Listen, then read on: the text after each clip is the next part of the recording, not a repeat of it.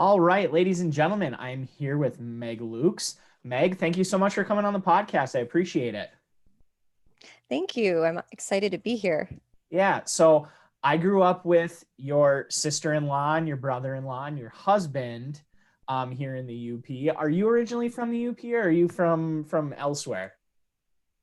I'm from downstate, so I am from a small town just outside of Grand Rapids. It's a actually kind of a big farming community, but that's where I'm originally from. Okay. So farming community kind of rural, I'm guessing it kind of is Mhm. similar to the UP lifestyle. Yeah, definitely. It's a small community, um, and yeah, I after I graduated college, I kind of stuck around for a little bit in the area, and my husband and I, we started a family downstate, actually just outside of Grand Rapids. We uh, were living in actually Hastings Mhm. and another small community, and we decided to move up to the UP. We wanted to raise our family up here. Very cool. Was how was that transition like uprooting your whole life up to the UP? Was it like a monumental task or was it smooth for you? It was pretty smooth. So I was the one really that pushed for it. That kind of brought it up and was like, I think we should move up there. I'd really like to live up there. It's beautiful. And I remember my husband having a conversation with me about, well, he's like, I love it up there too. He's like, just so you know, I don't think you're like fully aware of how hard the winters can be. And I was like, oh, I love winter. I love winter. And so we moved up here. And the very first winter that we moved up here, it was like record breaking cold temperatures. It was like -30, -35 for a straight week around Christmas time. And I was just like, oh my gosh, this is unreal. But it's really amazing. It's beautiful here. And I love that, you really when you have a winter like we do here, you really have to embrace it. And so I think that's one of the things I love about being up here is how, you know, much you see people getting out in on the trails and skiing and snowshoeing and all of that. Certainly. Now, prior to meeting your husband, were you familiar with the UP? Had you been up here or was it like through that relationship that you started coming up to visit? I'm familiar with UP. So Okay. I my family, my dad especially, is a big outdoorsman, and we used to come up to the UP all the time. It's like his favorite place to vacation, and he calls it God's country. We just always came up here for vacation, and so um, I kind of grew up in this area to begin with, just always coming up here to camp and all of that. That's great. That's really great. So I mean, the main reason we're really here is to talk about your photography. Now, is that something that you've always kind of been interested in, or is that a passion that kind of grew like later on in your life? It's something I've always been interested in. I started with film when I was really young. So probably middle school, high school. And my high school had an amazing dark room. And so I spent quite a bit of time like developing my own prints. That was my favorite part of the process at the time. And so I originally had started with film and switched to digital when I started having children. And I have been in business, photography business, for about 7 years, 6, 7 years, maybe. So, um, but yeah, I mean, it really truly did start when I was much younger. Okay, interesting. Um, i- as far as switching kind of to the digital realm, were Mhm. you self-taught in a lot of what goes into that, or did you have like a mentor, or did you take classes, or how did you kind of develop that skill? So I started taking classes actually through this organization called Click and Moms, which is an all female photographer organization. And there's definitely men in the organization too. I should mention that. But the community is all about supporting and promoting women photographers. And I started taking classes through that organization, and now I teach through that organization. So I have a couple of online classes and workshops that I teach through Click Photo School, which is part of Click and Moms. And uh, I've been teaching probably for 5 years or so, 4 or 5 years with them, and I absolutely love it. It's really cool.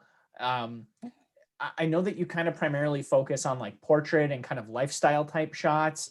Has Mhm. that always kind of primarily been your focus, or have you toyed with like different genres, or what goes into that? I have dabbled in different genres for sure. I originally, when I was younger, didn't have children, and of course, and I started with nature photography. So I was doing a lot of macro, I was doing a lot of landscapes, and switched more to children's portraiture when I started having kids. And that is definitely uh, the main thing that I photograph. So children's portraiture, family portraiture. And I also really love to do like food photography, flat lays. I enjoy landscapes as well. Currently, I don't do a lot of it, but I also dabble in like astrophotography every now and then, um, just for fun, just something to do kind of as a break in between photographing my kids, Sure. especially if they don't feel like being photographed, then I have to find something else. So I do dabble in other things. I'm glad that you mentioned if your kids kind of don't want to be photographed. I mean, your four young children are in many of your photos. I'm curious, is it hard to get them to be still for that like perfect shot, or are there a lot of outtakes? There is, I mean, it just depends. I feel like over the years, I've kind of just learned what works and what doesn't work for different ages. So my daughter right now, she is my youngest and she's a toddler. So she's at the absolute hardest age to photograph. She's 2. And so I have to get really creative in how to keep her still, especially if I need to keep her still. So there are some portraits that I take where I need to keep her in good lighting. And so a lot of times I'll have like candy nearby, I'll have music videos on my phone. And I just kind of have all these things. I get everything, ready and prepared before I bring her into the scene, so that when I do start photographing her, I have like, all these like different bribes if I need them. But my camera's all set, ready to go, got my exposure ready to go, because I know with her attention span, it's really short. I probably only have like a minute or 2 minutes before she's like moving on. With my older boys, they're getting so much easier now. Like it's really wonderful because I can kind of show them my idea or show them what I'm trying to do, and they like will collaborate with me and work with me on a shot, which is awesome. I love that. So that's kind of neat. And of course, like again, as I mentioned, sometimes they just don't want to be photographed, and I have to respect that. But um, I really do enjoy, working with the different age groups. I will say I feel like one of my favorite ages is to work with toddlers. I know they're really hard, but I think one of the beautiful things about that age is that they're so unpredictable. You never know, what they're going to do. Um, and they also are really, you know, not aware of the camera at that age, which I think is wonderful because you get a lot of authentic emotion and expressions from them Sure. versus, older children. They are more aware of the camera and they could, can be kind of stiff, or sometimes you could tell that they're maybe a little nervous, and that could be hard too because then you got to work at getting them to relax and Yeah. not be so nervous. Sure. Sure. In my opinion, you've got a very like distinct style. Can you talk a little bit about how you kind of developed that style and the way that you're using lighting and that type of thing? Yeah, I think this is one of the things that, especially when you're beginning photography, a lot of people struggle with because, just finding your voice, finding what you're drawn to. And so when I first kind of started out with my business, I was taking a lot of classes, trying to figure out what I really loved. And through taking several classes, I discovered that I was really drawn to moody light, dramatic lighting. I love Dutch Masters lighting, like Vermeer. I like really dark tones. Typically one light source, so only working with one light source so I can get that dramatic lighting. Um, I also am drawn to rich colors as well, very earthy colors. And so it was through taking classes and studying a lot of artists that I really loved that I kind of discovered, my own style, my own voice. That's interesting. I'm guessing that everybody that kind of, whether you're doing photography or no matter what it is that you're doing, I guess you're Mhm. gonna have to find that one way or another, and everybody's gonna kind of have their own story behind that. So I find that extremely interesting. Um, you've amassed a very large following on Instagram. Was that something that kind of built over time, or was there like a photo or a series that you did that went viral, or what? I guess, how were you able to build such a large following on your social media? So it really and truly, I think a big part of it was just joining Instagram at the right time. So I can't even exactly remember when I started my account, but at the time when I started my account, I was just sharing images from my phone. This is well before the algorithm or anything like that. And then I started sharing some images from my DSLR on Mhm. Instagram. I was seeing some people do that, so I started to do that too as well. And it was really at that time that the market in Instagram just wasn't heavily saturated like it is now. And so my account quickly grew. That's also when I was kind of like discovering my voice and my style. Um, and so it grew, I feel like, really rapidly at that time before the algorithm. It did slow down for a while after the algorithm, and Sure. it was definitely much harder to grow my account. I feel like recently it's picked back up again ever since I got over 200,000. I don't understand Instagram and I never will. I don't know, what the answer is and how you would want to grow your account or how to do that, but I do try to share regularly on my Instagram account. At least I try to share an image a day. I don't always do that, but I do try to do that as well as engage with other photographers and support them. So, With having an audience that big, is there any like trepidation or like overthought on what you're like posting, or are you pretty good at like just sticking like true to you and just doing what you feel? oh, for sure. Like I typically know what is going to do good as far as like images wise and what's not going to do good. Um, and I'll still, if I love an image and I know it's not going to do good, I still will post it. Mhm. Because I just don't, I don't care. It's my feed, it's my Right. work.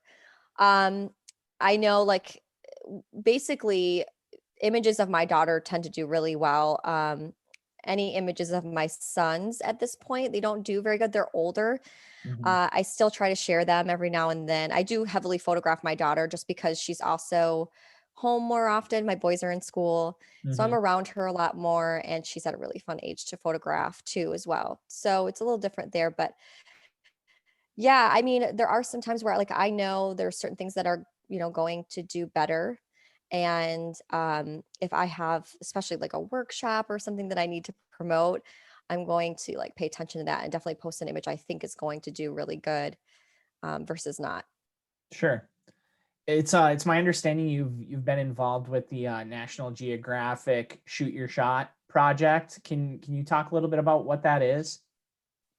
Yeah, so it's National Geographic Your Shot, and it's a community where like anybody, it was originally like online and not on Instagram. Now it's just solely on Instagram, but anybody could share to it. So you could just post images to your shot and um each week, or I think it was like not each week, it was like every day they would pick like top images that the editors would pick top images that they Sure. really loved and would share those. So I used to share to that frequently and got featured quite a few times. And so when eventually the online Your Shot, National Geographic Your Shot closed. And when they closed, they were bringing it over to just purely just Instagram. And they reached out to me and just asked if I wanted to be one of the contributors to the National Geographic Your Shot. So there's a handful of us. And we have a like private account where we upload images and captions, and they feature those every now and then. So it's pretty cool. It's definitely an honor to even be on something like that. Yeah, absolutely. I mean, National Geographic is so iconic. That's really, Hmm. really cool.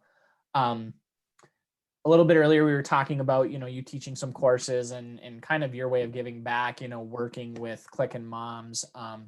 Another thing that I know you're involved with that I think is absolutely amazing is I know that you volunteer for the Gold Hope Project. Can you talk a little bit about that? Yeah. So the Gold Hope Project is a nonprofit organization that gifts pediatric cancer families a free photo session. So, any family that has a child that's been diagnosed with cancer, they can contact the organization, and then the organization pairs them up with a photographer, a local photographer, and they get a free photo session, free images out of the session, which is an absolute wonderful gift, of course. And something that's really meaningful, of course, to the families because these images are something that they're definitely going to treasure.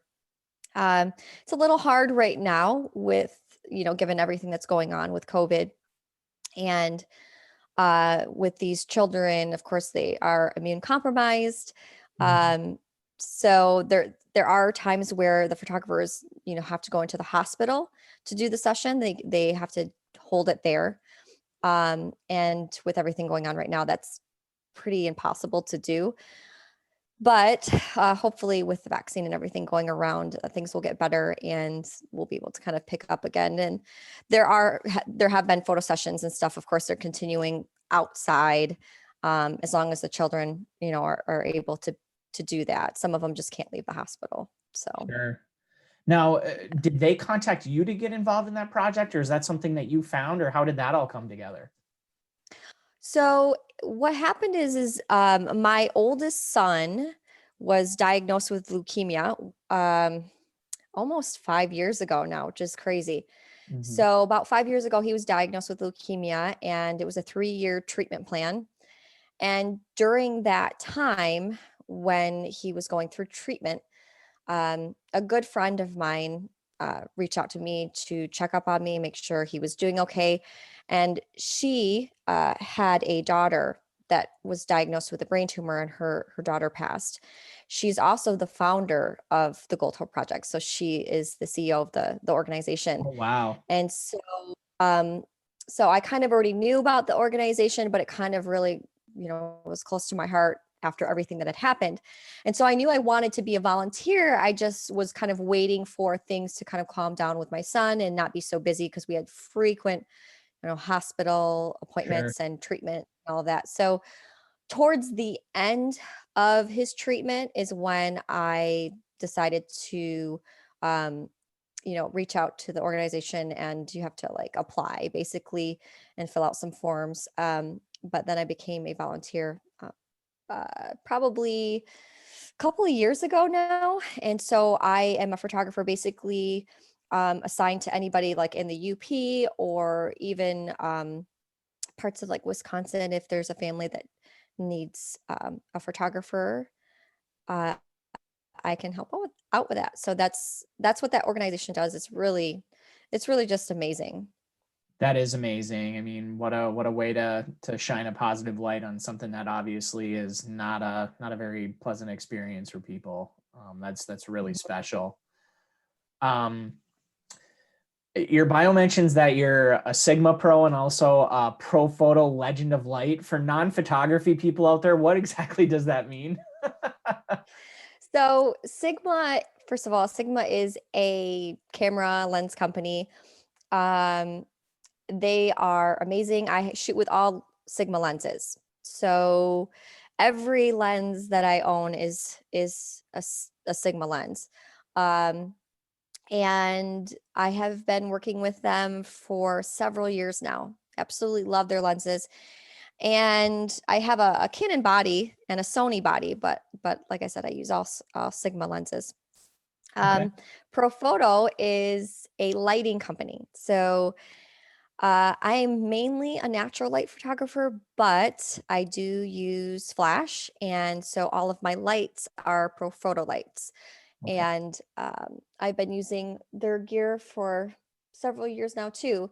And a couple of years ago, I became a Profoto Legend of Light. So they usually uh, nominate a few people each year for that, and was really honored to be part of that. So yeah. Cool. I'm glad that I'm glad that that ended up being like uh, tying into the type of gear that you use, because I know that there are some people listening in that are gearheads or are big into photography and they would be curious to know like your equipment and your camera and that type of thing. So I think that kind of answers Mhm. that question. Yeah, I have been shooting with a Canon body forever. But I recently also purchased a Sony mirrorless and I love it. I absolutely love it. The focusing on my Sony is incredible. And I think that's one of the reasons I really enjoy shooting with it. It's also really light uh, because it's a mirrorless. And with my Canon, the reason I love my Canon is that I think that it's great in low light situations. And I also think the coloring on my Canon is just incredible too. So I do shoot with both. I can't like let go of one or the other. I don't know. I haven't been able to fully make the switch to a Sony. I still grab my Canon every now and then too. Sure, sure. Um, I know you've been working on like a Norman Rockwell inspired project recently. But Mhm. where else do you draw like your ideas and your inspiration from? So, my main like inspiration comes from my family and my children and our daily routine. So, a lot of my ideas stem off of that. Things that I see them do. I usually write down in my notes on my phone for ideas to kind of circle back, later when I have time. So, my work really centers around the home, and so where we live, we're fortunate that we just built this house a couple years ago and I was very strategic and where I placed windows and all of that. And we have a really beautiful property. So I love not feeling like I ever have to leave to go anywhere to shoot. I can shoot continually within our house and along our property.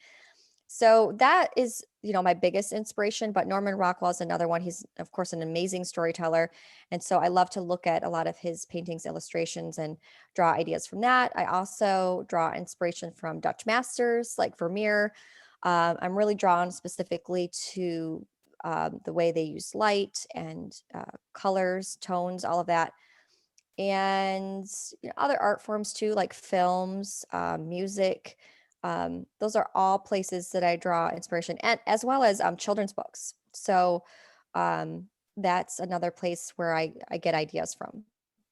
That's really cool. That's very interesting. Do you have any sort of like bucket list? Like, is there like one person or situation that you would love to just like if you could like film or do portraits for, or do you have a bucket list? I don't know. I mean, it's tough to say. Like, I don't exactly know the direction I want to go in, or what my goals will be. Right now, I'm just sort of like in this zone of just with my children being young, just Mhm. trying to photograph our life. And then once they get older, seeing what happens. I would love to write a book or put together a book someday. I would also love to put together, something in regards to my Norman Rockwell project that I've been doing. Mhm. I've got about 22 images, replications of his work now so far. And I've had some requests to put something together. So I would love to do something like that. Um, and I don't know, I really enjoy working with like toy stores and doing, advertising and advertorial work.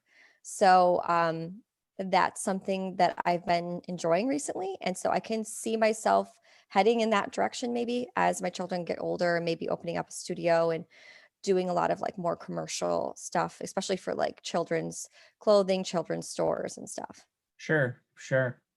So when you're not behind the lens and you're not trying to corral your youngsters, what else do you enjoy doing with your free time? If there is any free time at that point. I know, I feel like I've had to put a lot of like hobbies to the side. I mean, photography is a hobby of mine, but it's also like my job as well. I do really enjoy baking, and I still do that. So, quite frequently. I'm not really that amazing of a baker. I just enjoy doing it, and I like to eat sweets. I have a sweet tooth. So, that's one of the things. I also like to just spend time outside. So, I grew up spending a lot of time outside and going camping, and I like to do that with my family. We like to go on hikes. We like to, snowshoe, and I also like to snowboard. I haven't really been snowboarding much in the past couple of years. Really, it went way downhill once I started having kids. Um, but I hope to pick it back up. I've had some of my children have showed interest in Mhm. trying it out. So that's something that I like to do too. Would you say that the outdoors is like what you enjoy most about the Uber lifestyle is just being outside? Yeah. Yeah, absolutely. I love it. And that's one of the reasons I like love living here. Is that, there's just it's absolutely beautiful, and there's so many trails, and that's one of the biggest reasons we moved up here. Okay. So, I mean, I know you do courses and tutorials and such, but Mhm. what advice or tip would you give somebody that wants to get into photography? If I was going to pick up a camera today and I said, "Meg, I'm going to start filming," what advice would you give me? I do think it's incredibly important to learn like the technical, the basics first. So, and learning your camera. So, as painful as that sometimes can be, at least for me, because I tend to want to skip right to the fun and the creative stuff, I did start out with all like the foundations and learning my camera, learning how to shoot in manual, learning about the exposure triangle, how to meter, set my white balance, custom white balance, all of those things. It's not always fun to do that at first, but I think it's really crucial and important in understanding your camera and in understanding proper exposure. So I would say that is a great place to start. Um, then once you've taken those classes and those courses and you're starting to understand your camera and how it works and how it functions, then getting into more of like the creative stuff, studying artists that you really love. That's when I feel like your voice starts to develop. Typically, for a lot of people, is once you get those basic classes down, then and looking into more creative classes and studying people and artists that you're really drawn to. One thing I just thought of just now off the top of my head, when you're setting up one Mhm. of your shots or you get the idea for it, how long does it take you to really like actually make it happen? Is it like sometimes it's only like minutes, or is it like a process to get that shot just right? It depends. I mean, it's crazy. Sometimes it's just like if it's purely candid, no time at all. But then there are times where it's just a few minutes. But then there are times where it could take me hours. I've had images sometimes take me 4 or 5 hours just for setup, depending on what I was trying to do.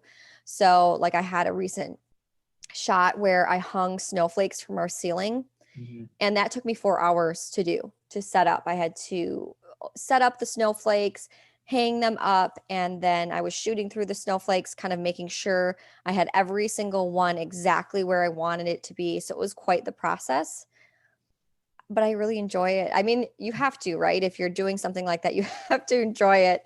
So if I have the time to do stuff like that, I'm definitely going to do it. I don't always have, ample time to just, take 4 hours out of my day to set something up like that. So, um, but yeah, there are some situations in portraits that take quite a bit of setup. Well, Meg, we've hit like every single box that I was hoping to check off and then some, except one other thing is if people want to check out your stuff, where can they find it? This is like the portion of the program where you get to plug your stuff. So how can people find your work? They can find me on Instagram. That's where I post almost daily, and where I engage in most. And my Instagram handle is just Meg_NLO. I'm on Facebook, but not very much. I hop on maybe once a day. I kind of avoid it. I feel like my mind can only function with like one social media platform. So, Yeah. um, that's where I'm, like I said, Instagram is where I'm really on the most, and where I update the most. I do have a website as well. It's just megloeks.com. That is where you can find some of my, workshops. I also sell presets that you can use in Lightroom, all of that. So if you go to my website, megloeks.com, you can find all of that there. Okay, awesome. Well, is there anything else that I missed or that you wanted to talk about or bring up or anything like that? No, just thank you for having me. I really am appreciative of it, and I've had a great time. So thank you. Good, good. Well, I always wrap things up. I know you haven't listened to the podcast before, so this will be not a huge surprise, but I end my podcast the same way every single time by asking the same question. And that question is, how do you like your pasty? Are you a ketchup person, or are you a gravy person, or how do you like them? I like mine with ketchup. I don't know what the proper way is. Like, what is the true Youper way to have it? Is there a true Youper way? That's up for debate.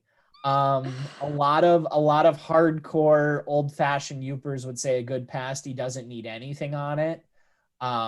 Some might say just a little salt and butter. Some people are hardcore ketchup and think that gravy is a sin. I mean, it's a highly debated. I mean, of every episode that I've had just about a different answer every single time. So. That's funny. I can either eat it plain or just with ketchup. That's usually the two ways that I eat my pasty. So, yeah. Okay. Interesting. All right. Well, Meg, thank you so much for coming on the podcast. This has been a lot of fun. And please tell Bill that I said hi. Thank you. Will do. All right. Thanks.